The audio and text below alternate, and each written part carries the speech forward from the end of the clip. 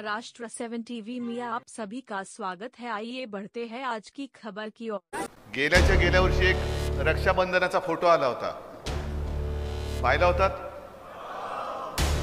आणि तसे खूप येतात. कोणाचा होता?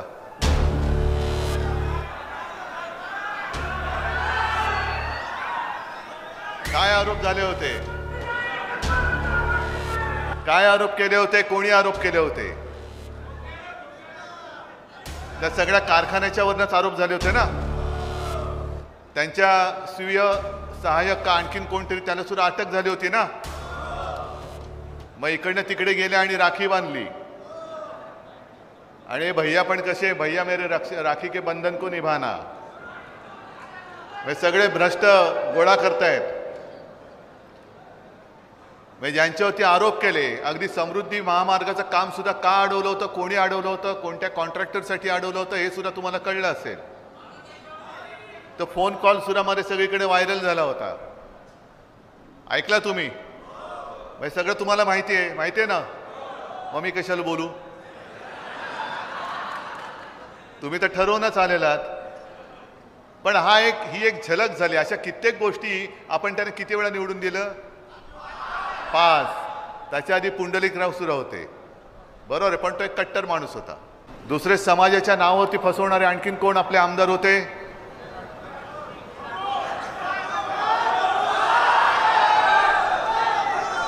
म्हणजे कालच्या सभेत बोललो, आता सुद्धा सुनील महाराज बसलेत, अनिल भैया राठोड बसलेले आहेत.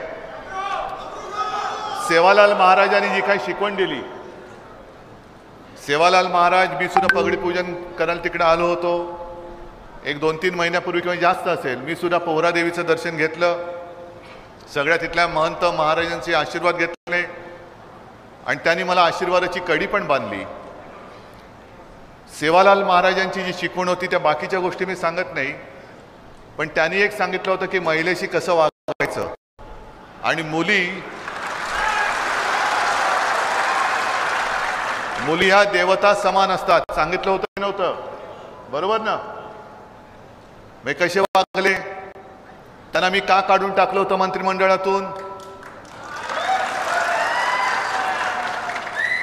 कारण आरोप भयानक होते. सरकार गद्दारी करून पाडलं. मी काढून टाकलेल्या माणसाला पुन्हा मंत्री बनवलं आणि मंत्री बनल्यानंतर ही एक बातमी घेऊन मी आलेलो आहे. म्हणजे इथे सुद्धा बंजारा समाजाचे जे माझे बांधव आले असतील, माता भगिनी आले असतील, त्यांनी ही बातमी चॅनलवरनं सगळ्यांना दाखवा. कारण ही मी दिलेली बातमी नाही आहे, वृत्तपत्रात आलेली बातमी आहे, ती दाखवतोय. नाहीतर तुम्हाला वाटेल की या उद्धव ठाकरेला काय आता यांनी गद्दारी केली म्हणून यांना पाडायचं तर आहेच. आत्ताच ते पडलेत. पण ही जी बातमी आहे की समाजासाठीचा 750 कोटींचा भूखंड त्या गद्दाराच्या घशात, म्हणजे एवढं तुम्ही समाजाच्या नावावरती स्वतःचे खिसे भरताय.